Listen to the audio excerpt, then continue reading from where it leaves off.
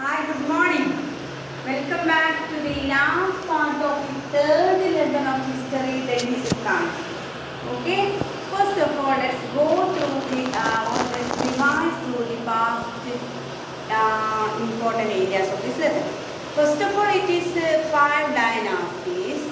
Next comes the source of information, including this Tawariq and the chroniclers. And next one, it is a circle of justice or social order based on two factors, namely what? Birthright and gender discrimination. Then comes their consolidation of the empire, means vastening or widening or expansion of the kingdom in the form of garrison town first and supporting hinterland. Okay. Next area is their masjid culture. You may know. In masjid culture means they were interested in building or establishing a lot of masjid to show their power, to show their wealth, to show their devotion of God. And next one, it is the administrative system, that area we were discussing in the last class, right? Okay. In the administrative system, what was the main point that we were discussing in the last class? Yes, it was land administration first. The land, the territory was divided into various ikta. Ikta means small territory of land that was distributed among different mukti or owners of the land. These owners are actually appointed governors of the province. Province means ikta. This mukti, the owner or governor of this ikta, can again be called what? Iktadar. And they were performing three duties also, you may know. Can I ask you the question? First one, what was the first duty or first responsibility assigned with the mukti or iktadar? It was leading war or leading military campaigns. Means they were specially intended, emphasizing or focused on the consolidation, on the annexing of neighboring lands. Means attacking the neighboring land and vastening their empire. That is called what? Yes, expansion of the empire. That is, the leading military campaigns was the first duty or first responsibility or first function done by this mukti or iktadar or governors of province. Second duty was that collecting land tax. And these are the certain duties performed by this mukti or iktadar. And at the time of collecting tax, these rulers were appointing certain officials. What was the purpose behind this appointing? You know, yes, the purpose behind this appointing of officials was to check or to prevent or to clarify whether any malpractices are being done by this mukti or iktadar. There is a possibility they may be collecting or yielding a lot of money in the form of peasant tax or cultivation tax from this territory. To check this, to supervise this, or to assess this Sultan was appointing certain officials.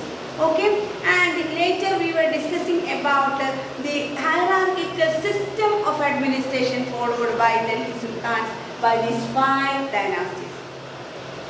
At the top level, there were Sultan, no doubt at all.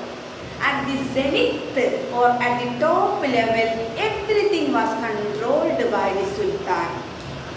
Sultan can't rule over a vast empire starting from Delhi to Bengal. It was not possible.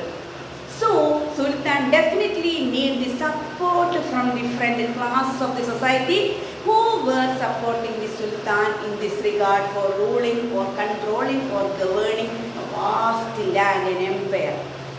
This Sultan was assisted or supported or helped by two classes of people, namely ulamas on one side and tell me the next party. Yes, it is nobles on the other.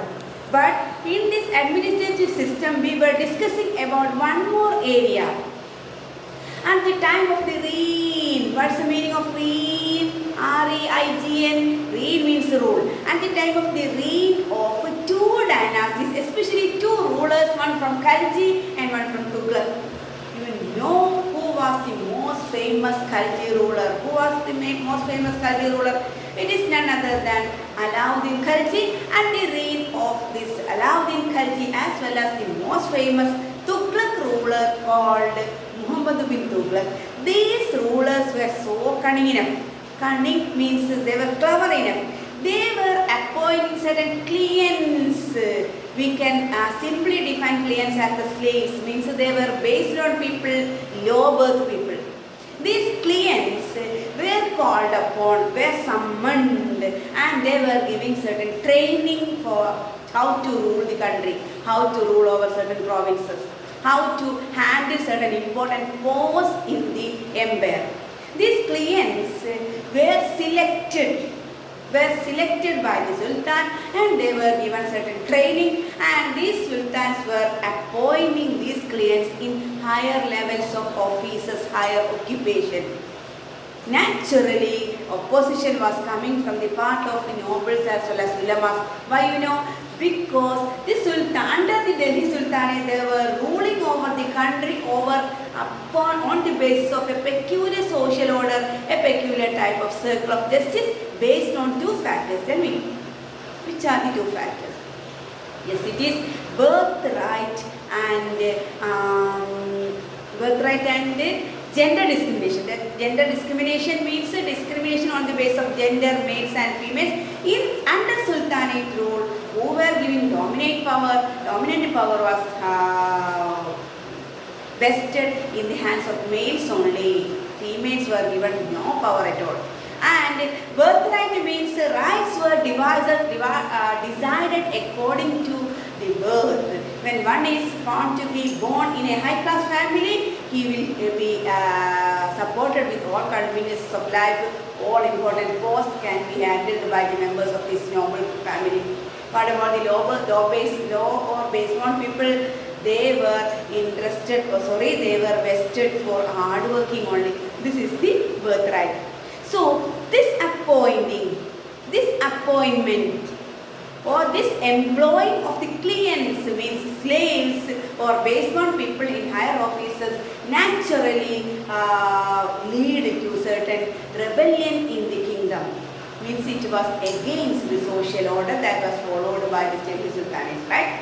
Today, let us move to another area of this lesson. This is maybe the last area also. So listen very carefully. We know that there were many rulers and many dynasties under Delhi Sultanate.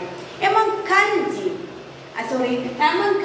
there was an important means invader. Invader means who was mainly interested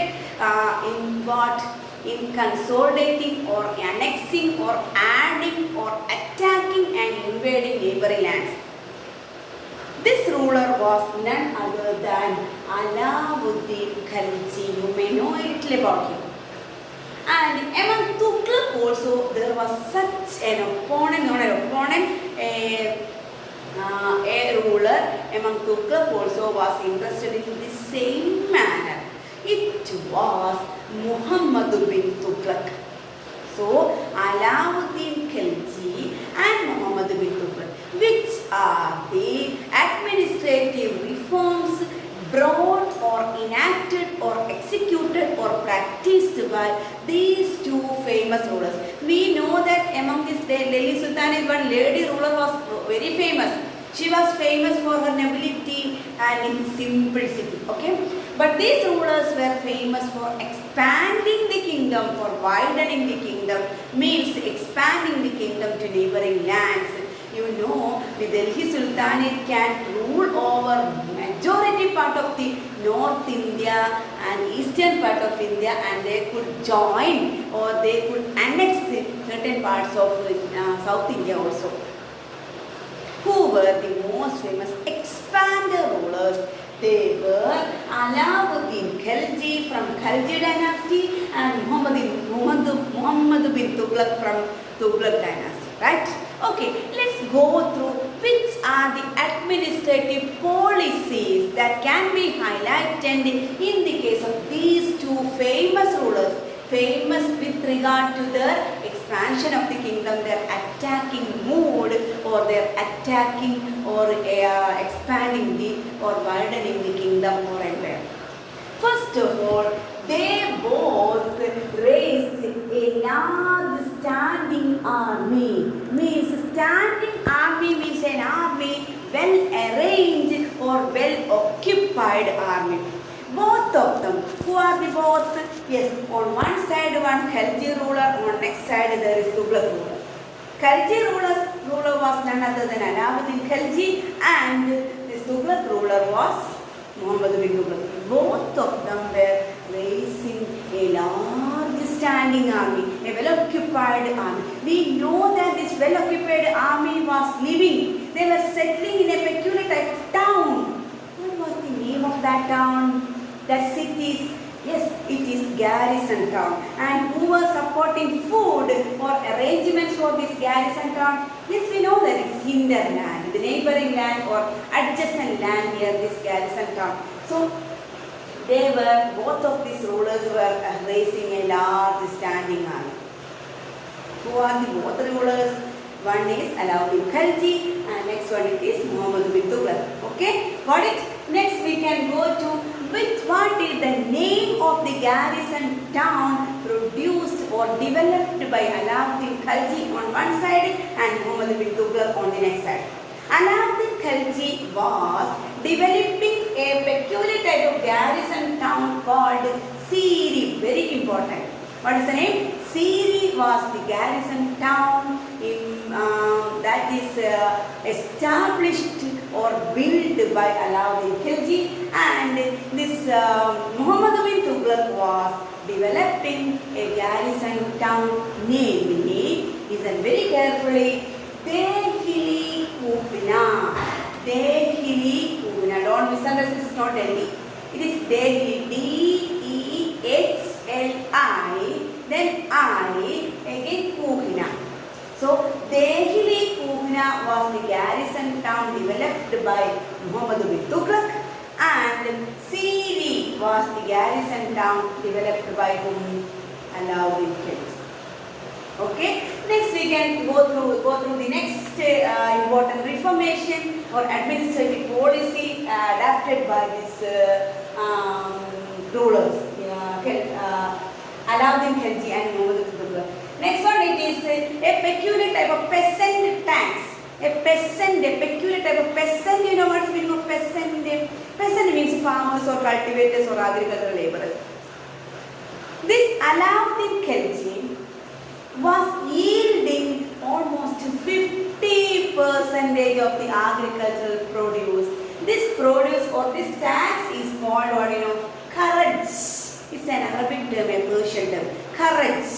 Yes, Kharaj. Kharaj means 50% of the cultivation tax yielded by the officials appointed by whom? Alauddin Khilji. And apart from this cultivation tax, you know, on the next side, on the other side, this Muhammad bin Tughlaq was yielding certain extra taxes also. Already the cultivators or farmers are asked to pay how much amount or how much portion of the total tax. Yes, how much portion of their profit, that is 50%. And apart from this 50%, Muhammad bin Tughlaq was yielding extra taxes also. These extra taxes will bring what in the society, what in this economy, you know, yes, burden to the people. Actually, basically they are poor people. They are working hard, not for feeding their own stomach, for feeding the garrison town and for feeding the courteous people also. And they were yielding a lot of this tax money from this agricultural producers or agricultural laborers.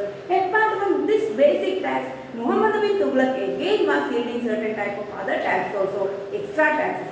Naturally, these extra taxes bring what in the economy, Famine. Have you heard of this word famine? Famine means there is nothing to wear, nothing to eat, nowhere to sleep like that. Nothing. Full empty. They were suffering a lot, suffering due to hunger, suffering due to a lot of ill treatment like that. Okay? So naturally these additional taxes or extra taxes yielded by this Muhammad bin Tughlaq bring what in the economy? Bring famine in the economy. Famine. Okay. Next policy, next administrative reform was salary. Salary was given only for some people only. Who are the some, Yes, for this army or soldiers. Salary was given by Alauddin Tughlaq in the form of cash. But a peculiar type of token currency was developed by Muhammad bin Tughlaq. This token currency means a peculiar type of currency that's in the form of a token. It is developed or introduced by Muhammad bin Tughlaq. It was a failure actually. It was not a success. So, what was the policy adopted by this in the case of salary by Muhammad bin Tughlaq on one side and Alauddin Khilji. Alauddin Khilji was giving salary in the form of cash and Muhammad bin Tughlaq was giving salary in the form of a token currency. Last policy, it was this Alauddin Khilji could withstand the Mongolian invasion. Means after this Delhi Sultanate from Mongolia, many invaders was attacking our country. Alauddin Khilji could defeat them or could withstand them. But in the case of Muhammad bin Tughlaq, he was conducting certain expedition to this Kashmir area. But it was also a failure. So comparing the policies of Alauddin Khilji and Muhammad bin Tughlaq, can you tell me who was a success and who was a failure? Yes, definitely we could say that Alauddin Khilji's policies were found to be very positive and enriching. It may help to this expansion of the kingdom. But on the next side, Muhammad bin Tughlaq's policy was not so good in nature. Now, the last area, what are the reasons for the decay of this kingdom? Decay means decline or destruction of the kingdom. There were 5 dynasties were ruling over, many policies were adapted by them, but how? But when time passed by, the dynasty was found to be, not found to be there in Delhi. What was the reason? First one, it is the taxation policy followed by this Khalji and the Tughlaq rulers. Taxation, we know that basically the people or the cultivators were asked to pay how much tax, how much percentage of tax, 50% is more than enough. Yes, it's a burden. Next one, it's Mongolian attack from the west part of our country. Northwest part of the neighboring country. It caused the decline of this empire. Third reason was rebellion. Rebellion means when the people were asked to suffer a lot, naturally people will oppose the government, oppose even these monarchs or kings. This rebellion also caused what? Rebellion not only from the part of the people, rebellion was made from the part of nobles and ulamas. Why? Because some rulers were breaking or violating the rule of social order based on birthright and gender discrimination. All type of rebellion may cause what? Decline of the empire. Lastly, emergence of new ruling group. You know that this Mukti or Iqtadar or provincial governors were given a little portion of the land for ruling. But when time passed by, when the emperors were not at all interested in checking or assessing the ruling system, naturally these groups will misuse the freedom and naturally they will be interested in creating certain independent ruling area or territory. These are the 4 reasons why Delhi Sultanates become in nominal only after time passed away. Let's consolidate these points again. First reason, tax system followed by this Delhi Sultanate. Next one, it is Mongolian invasion means attack. They could not withstand this attack for a long time. At last, who were defeated? Delhi Sultanate was defeated. Next one, it is the rebellion from the part of the common people as well as the ulamas or nobles in the society. Next one, it is the emergence of new ruling classes, namely Afghans, etc. etc. These are the reasons why Delhi Sultanate was coming to an end. Let me think all this area is clear for you. You can clear the doubts later. Thank you so much. Goodbye.